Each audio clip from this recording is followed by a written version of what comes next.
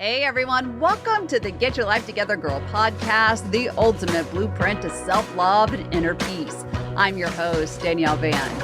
As a cognitive behavioral therapist, life coach, meditation teacher, and author, I've spent my life studying and learning from the stories that make us human.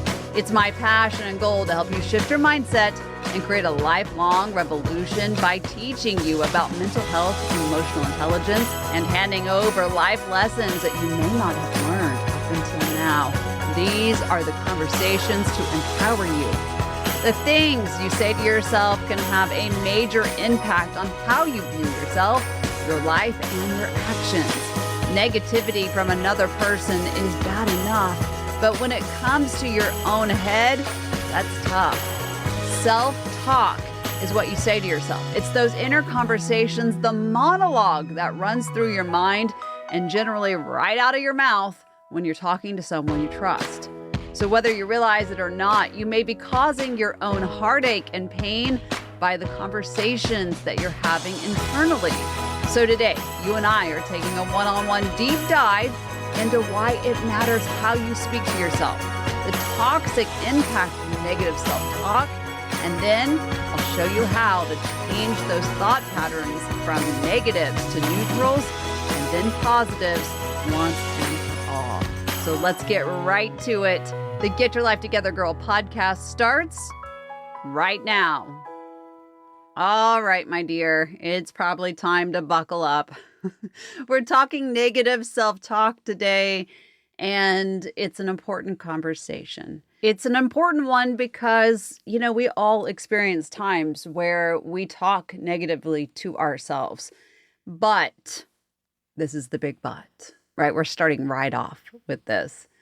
If we are constantly criticizing ourselves, or the conversation that is running through our head becomes this thing that is filled with judgment and negativity and punishing comments and downgrading comments, and they're just mean and hopeless and defeating comments, we begin to have this train of excess negativity that runs over us, right? We begin to ruminate. Everything in our life feels and is really terrible because that's where our mindset is. And I want to make sure that you understand that this negative self-talk impacts your body, your mind, your life, and by God, your loved ones. Okay? It does. And it's so important to understand how much this impacts your life in ways that you probably haven't even been thinking about. So let's talk about what negative self-talk is first so that we have an understanding. It is essentially the negative inner dialogue that reinforces your negative beliefs, your attitude, your fears. It's a thought train that diminishes your ability to have positive changes in your life. It's a killer of confidence, and it impacts so much. Like I just said, it impacts your thoughts, your feelings, your reactions. It can affect your motivation and your performance. It can really cause you to lean into polarizing experiences, perfectionism. It can magnify your limiting beliefs, and it loves the word should. It's how we speak to ourselves, and it's the stories that we tell ourselves. And this is so important. What's even greater to understand is there are levels of negative self-talk. It doesn't have to be this catastrophic conversation. It can be what I like to call simple negatives. Things that stick, that have a negative undertone. Things like, I've never done it before. A positive thought to that is, there's an opportunity to do something new. A negative, it's just too complicated. Positive, I'm going to think about this from a different angle. Negative, I'm too lazy to get this done. Positive, it really isn't a top priority for me right now. No one bothers to communicate with me. That's a negative. I see that I need to open some communication channels. I'm not getting any better at this. I need to give it another try. These are simple negatives that have great impact over time. We can divide these into different forms even. There are 5 different aspects that I want us to think about. And the first one is grounded. I'm not good at this, so I'm not going to try. That's a negative, right? But it's grounded negatives because we've already put something in place, giving ourselves evidence that we shouldn't attempt something. There's mean negative self-talk. You're never going to get this right. It's that degraded self-talk that many of us actually lean into. Then the third level is hopeless. I don't deserve this. I'm never going to be happy. I don't deserve to be happy. There's apathetic. I'll fail anyways, so what's the point? Or I've already failed, so I'm not going to try. It's that space where it doesn't matter how I show up because it's not going to work in my favor. And then that goes to the next level of defeated self-talk or negative self-talk. And this looks really, really hard. And so it's best that I don't try, period. Or even if I did try, I'm not going to be able to do it. This musing of the inner critic becomes so defining. It's the inner dialogue, like I just said, that becomes the limit to your belief, to your abilities, and even your potential. It even diminishes the future ability to lean into a positive. And it really can create such a long-lasting experience. There are so many impacts to negative self-talk that are extremely damaging long-term if the excess rumination, the excess mental load of negativity continues for quite some time. So we see depression. We see generalized anxiety disorder. We even have an increase of PTSD, psychosis, OCD, social anxiety disorder. Those are just some of the few. Even feelings of hopelessness. It's really difficult. We see increased stress. The impact is so intense. Anxiety and depression are high-level impacts of this negative self-talk, but there are lower levels that also have consequences like limited thinking. The more you tell yourself something you can't do, of course you can't do it, right? Perfectionism, that you have to be perfect in order to do the thing anyway, and you have a hard time getting started because you know it's not going to be perfect. Feelings of depression can come about. This is a little different than the exacerbating experience of depression, where it just feels kind of unchecked, unbalanced, and we feel sad. So we experience depression, but we don't necessarily have the physical aspects of depression. And of course, we can have challenging relationships because if we're constantly criticizing ourselves, we tend to create insecurity, or we turn the negative self-talk into experiences in the relationships, and we become needy, we become overwhelming. There are usually some lack of communication problems, and we also have a way of turning the negativity on our partner or on the person that we're having a relationship with, no matter what kind of relationship it is. And so that can cause a breakup in the friendship, a breakup in the relationship. It can really become a problem. So let's talk about how to minimize this negative self-talk, how to pretty much eradicate it altogether. Now, I want you to know this is a practice, okay? This is a practice. This is not going to come easy. If you have spent a long time using your inner voice against yourself, it's going to take a hot minute to change directions, okay? Here's the most important part. The only person that is truly 100% impacted by your negative self-talk is you. And what is so important to understand is that you are always listening. What do I mean by that? I mean, your brain is always listening to everything that you say, and it is using it as the instruction manual as to how to show up, how to read the moment, how to engage the emotion. It is really listening and following command. Do you understand? So if you think about negative thoughts all the time, what happens is there's a small place at the base of your brainstem. A lot of times you'll hear this called as the reptilian brain. There are many technical names here, but we're not going to use them today. I like to call it the bouncer. It's the brain's bouncer. And it allows information in based on the instructions that you are feeding it. So it's always looking for things. The bouncer at the nightclub, remember when you were younger? You went out, you showed them your ID, they let you in or they didn't let you in. And they were looking for certain aspects as to determine their decision. This is what this piece of your brain does, okay?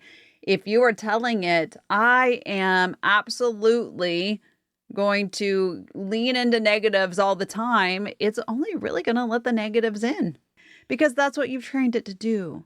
So we have to turn it around. It's going to take a hot minute, but that's okay.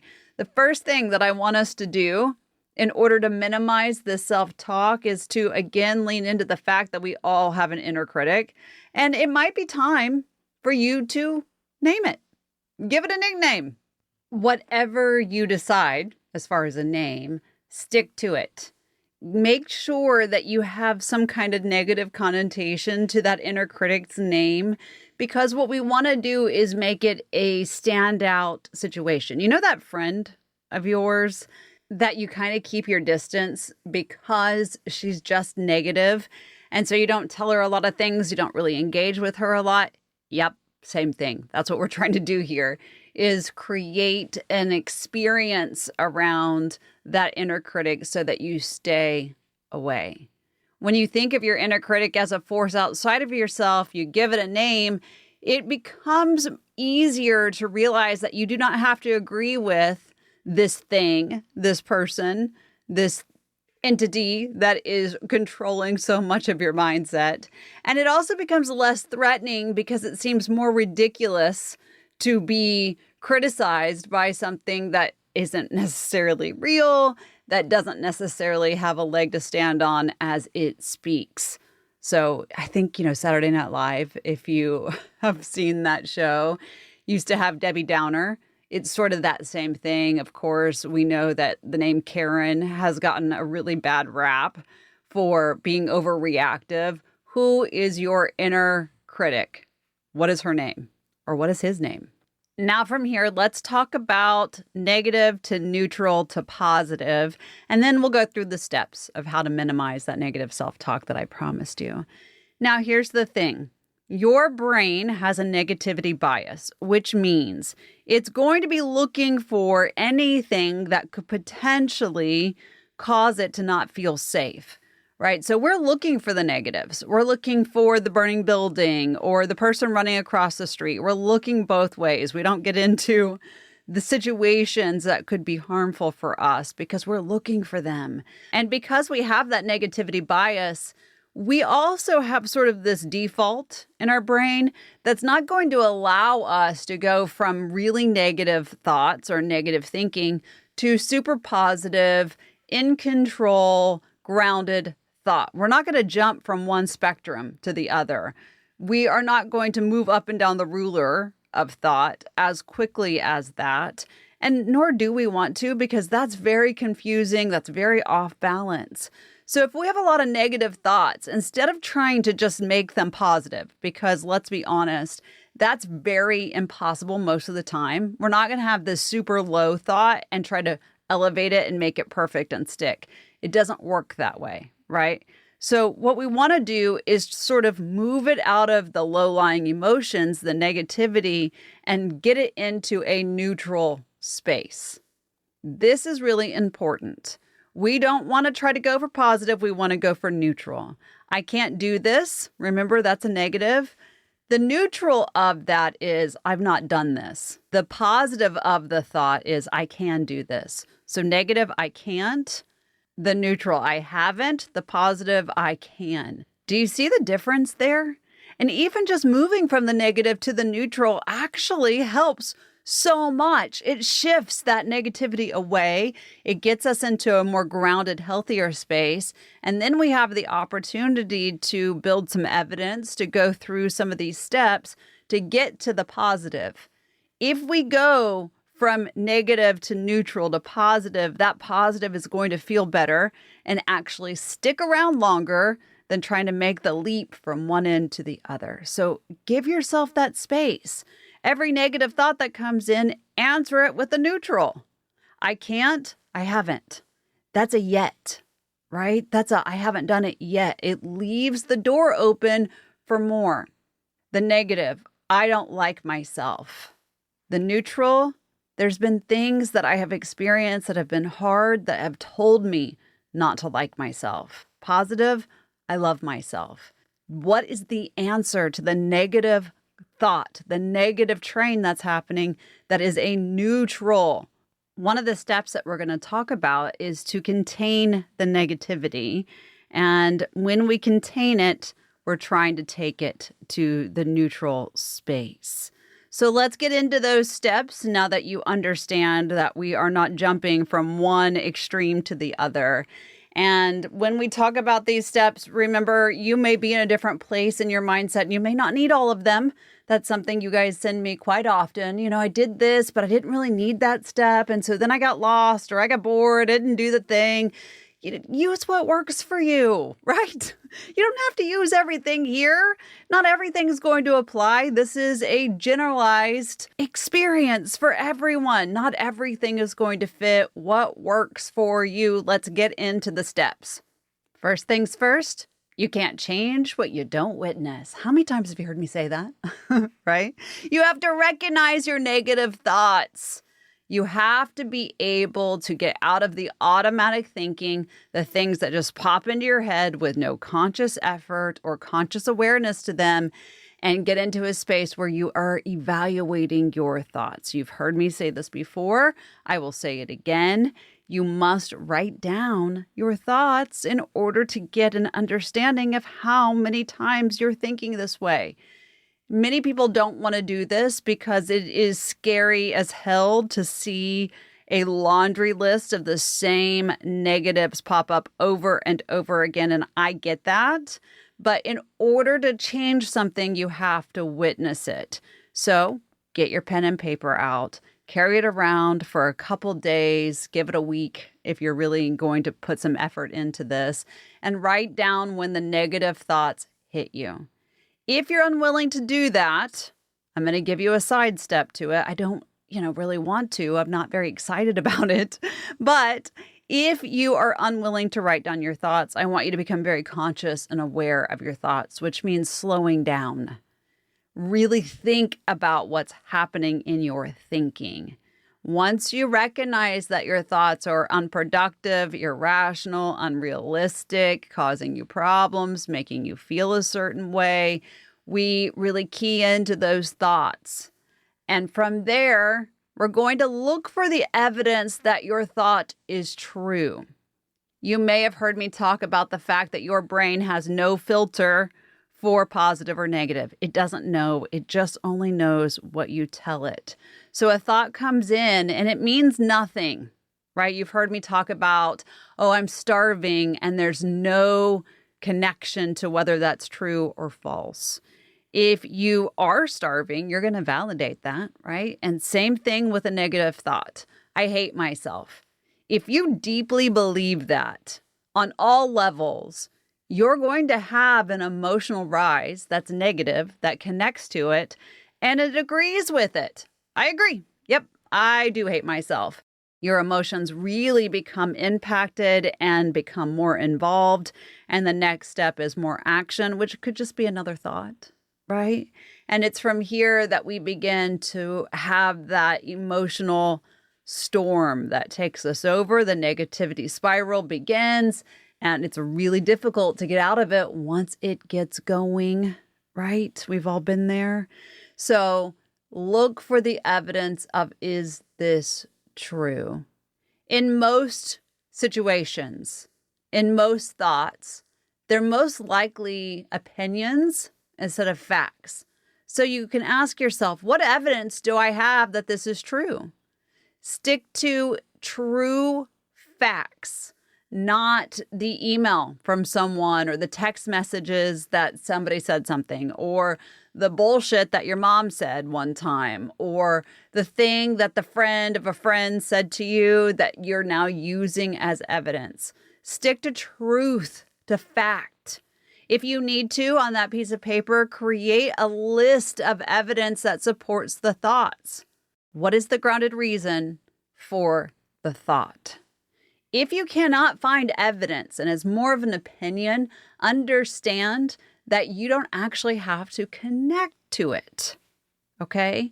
And that means that we're also looking for evidence that the thought is not true. So this is really step 3.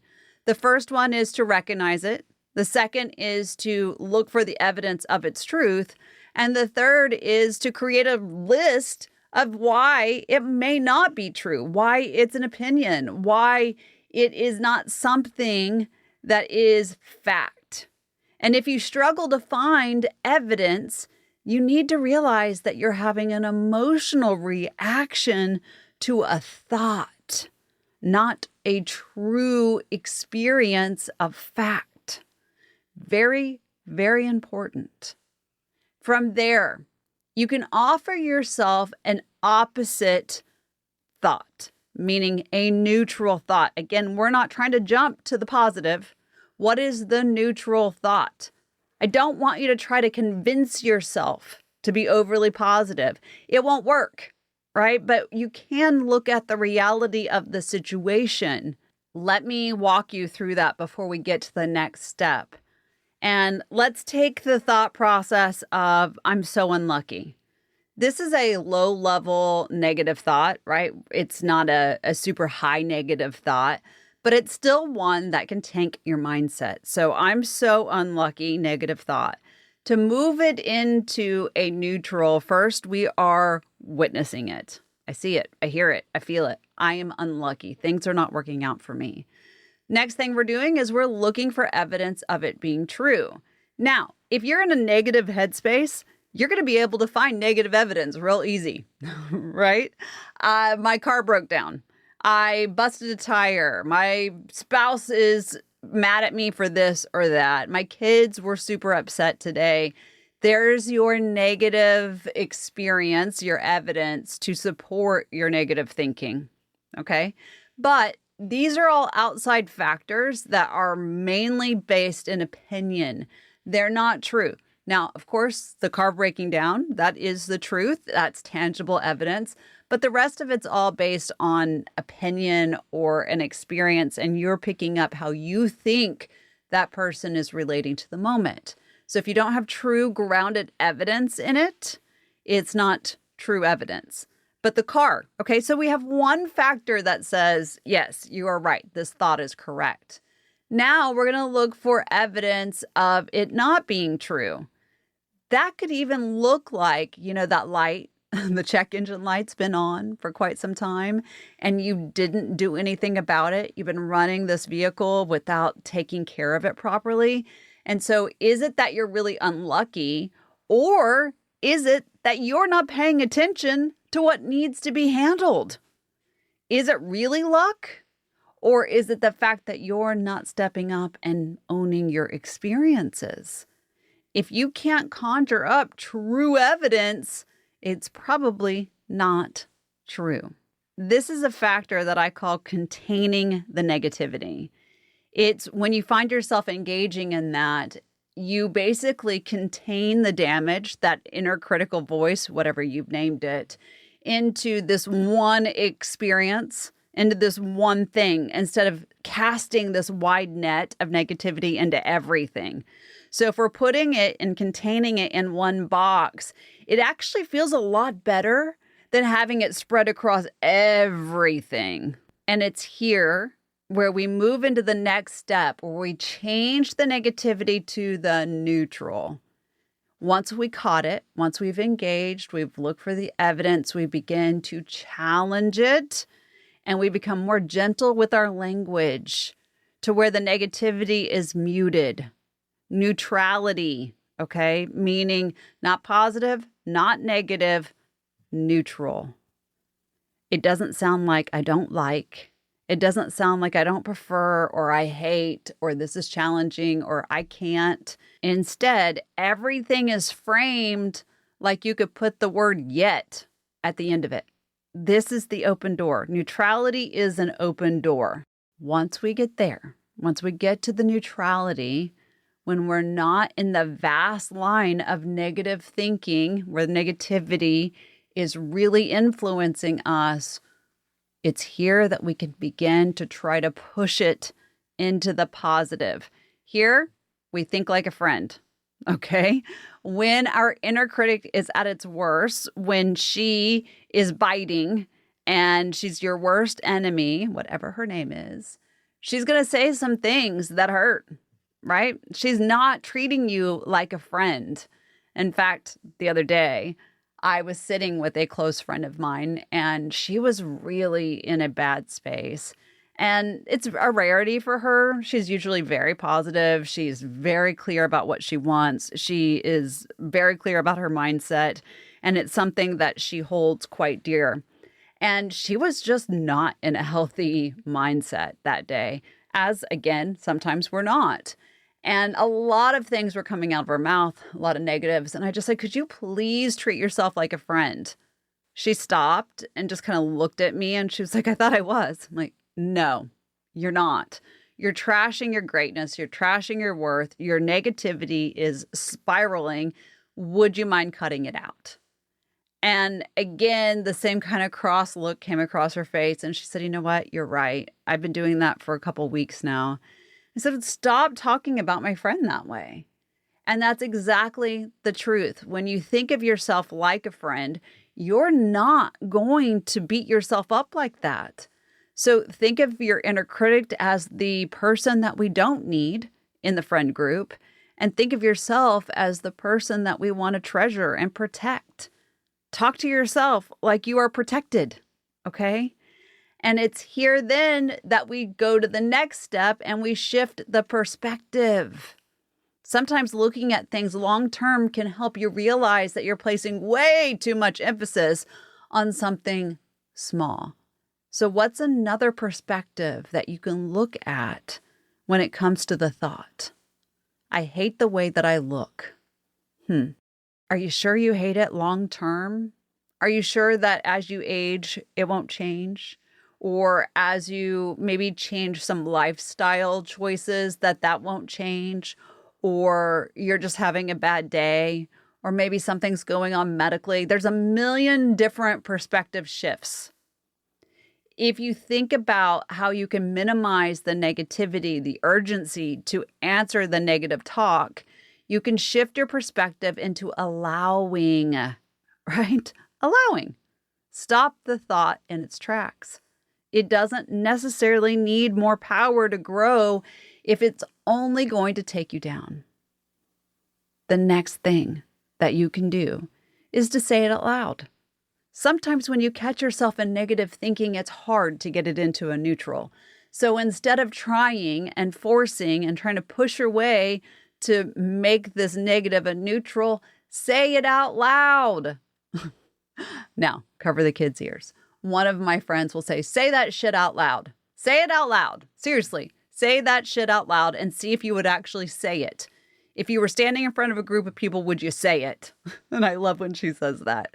Because truthfully, would you? Would you seriously stand in front of a huge group of people and go, I am so fat. I hate my thighs. I hate myself. I hate the way that I look. You wouldn't. You so wouldn't. You wouldn't draw that kind of attention to yourself, especially if your mindset is negative, because you are opening the door for criticism and all of the things. So say it out loud. Hear the ridiculousness of the negative self-talk. Once you do that, it begins to change the rhythm of what you're saying, because you're just not going to say that stuff out loud. And once you do it enough times, you are going to be uncomfortable with the thought being in your head, let alone out in the world. Now, when I say it out loud, I want you to realize that I'm saying say it to yourself, because you may actually say that to a best friend or somebody close to you and not even think about it. but I want you to say this out loud to yourself, say in the mirror, whatever, so that it's you talking to you with your full attention. Okay. Next, I want you to put a full stop on the thought. For some people who have a really negative train of thought, I will ask them to witness the thought and then visualize a stop sign in their mind. When they redirect the thought in this manner, their mind will actually go to whatever the visualization is. So they're really putting a full stop to the thought. And it's here that we can replace it with a neutral thought. It's very important to stop this. If you can actually get into a space where you are changing the rhythm of the conversation within yourself, you can actually begin to practice and remove the self-degrading talk. You might not ever get rid of the negative self-talk completely, right? I told you that it's totally fine. We all absolutely have it. But the goal is to be able to recognize when your thoughts are not healthy, when your brain is predicting and drawing negative conclusions that are impacting you. If your thoughts are stirring up uncomfortable emotions and unproductive behavior, you have to be well equipped to change the rhythm. You do not want to spend the rest of your life beating yourself up because of the inner conversation. This is a practiced skill set. It's not easy. I'm going to say it again. Don't get frustrated. We even have evidence that it takes 400 repetitions of something to make it stick. So you're going to have to practice. Once you get good at this, there's something more that you can do, which is one, reassure yourself. Your self-talk can help you get into a more productive place, right? So reassure yourself. This is just a negative thought. Actually, I am beautiful. I do love my body. I am just fine. I don't know how to do that yet, but I'm working on it, whatever the reassurance is. And then relabel your talk. When negative words come in, you don't have to relate to them. You can relabel them.